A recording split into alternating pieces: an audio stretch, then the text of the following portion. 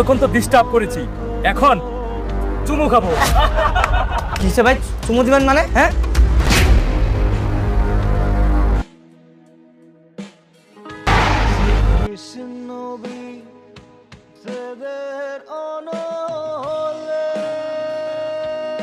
আপনারে দেখ ভাই,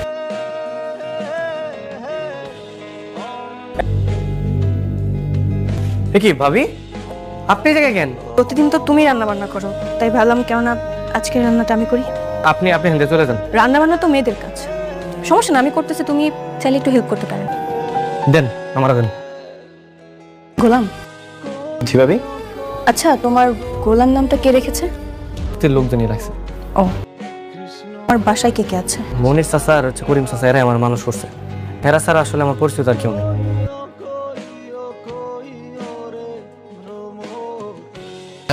আমি কি ওগুলোকে পারব? ওরা তো আন্ডারওয়ার্ল্ডের মাফিয়ার লোক। কেউ কি নাই বাবা, সত্যি পারবে আমাকে বাঁচাইতে? পারবো না মানে? ওরা দেখলে ওরা থরথর করে কাঁপবো। গোলামকে দিয়ে অফিসে খাবার পাঠানোর দরকার নেই, চাচাকে দিয়ে তুমি খাবার পাঠিও, কেমন? আচ্ছা ঠিক আছে। কোথায়? তুমি গোলাম? না, আমি গোলাম না। জান, সমাজের কিছু ক্ষমতাবান লোক তারা আমাকে এই বৃদ্ধাশ্রম করে ভাঙ্গিয়া সেখানে তারা একটা কারখানা করবে। আমরা বুড়া মানুষ কই যাবো বাবা? আপনি পারেন বাবা, আমাকে বাঁচাইতে বাবা, বাঁচানো। আমাদের দায়িত্ব বৃদ্ধাশ্রমটা রক্ষা করা, তোমাকে ওইখানে অবশ্যই যেতে হবে। আমি যাব।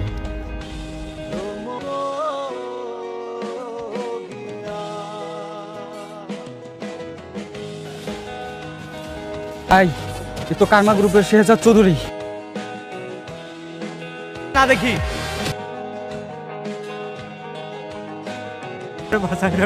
চাচা কোনো সমস্যা নেই, আজকের পর থেকে যে কোনো বিপদ আপদে আমাকে ডাকবে।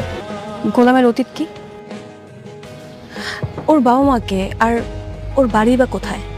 ও এতিম, ওর বাবা মা কেউ নাই, ও তো বস্তিতে থাকে। ভয় পাবেন না চাচা, আপনি এটা রাখুন, তো বিনিময়ে আপনাকে সব সত্যি কথা বলতে হবে। এটা মাসুল ঘটনা হইতেছে।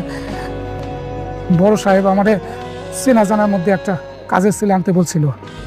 গোলামরা আমরা নদীর তীরে পাইছিলাম, তারপরে ওরে আমরা ডাক্তারের কাছে নিয়ে যাই।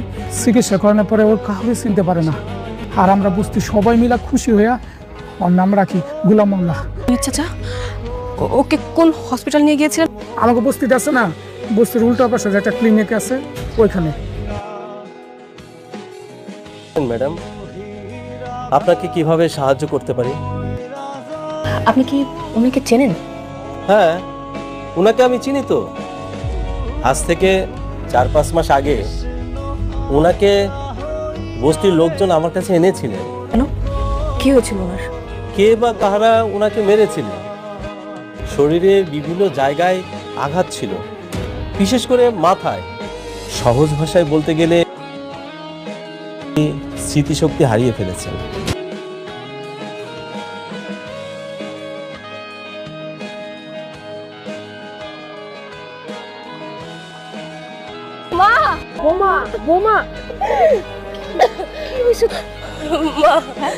আমরা ভুল করে ফেলেছি মা, আমি সব জেনে গিয়েছি।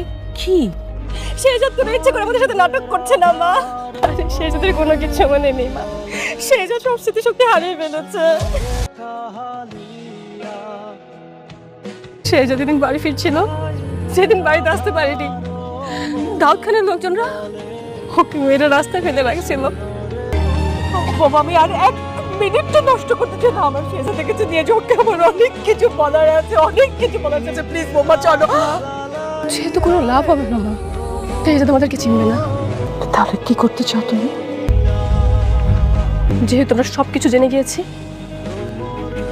আমাকে প্ল্যান বিতে যেতে হবে মা।